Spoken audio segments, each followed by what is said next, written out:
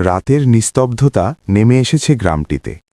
আকাশ ভরা তারা, কিন্তু মাটির নিচে এক অদৃশ্য জগতে শুরু হয়েছে ভিন্ন এক অধ্যায়। হাসান নামের এক ব্যক্তি সারা জীবন দুনিয়ার পেছনে ছুটেছে। নামাজে অবহেলা, মানুষের হক নষ্ট করা, মিথ্যা কথা বলা, এসবকে সে হালকাভাবে নিত। সবাই তাকে সাবধান করলেও সে বলতো, এখন তো সময় আছে, পরে ঠিক হয়ে যাব।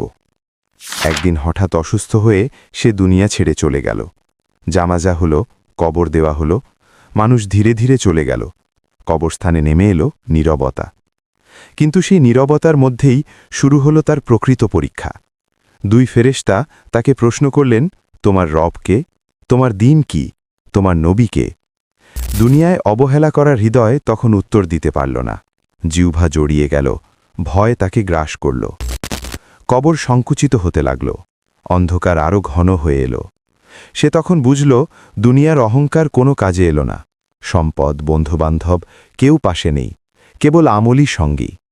অন্যদিকে একই কবরস্থানে এক নেককার বান্দার কবর ছিল প্রশস্ত ও আলোকিত। তার সৎকর্ম তার জন্য শান্তির বিছানা হয়ে গিয়েছিল। এই গল্প আমাদের স্মরণ করিয়ে দেয়, কবরের জীবন সত্য।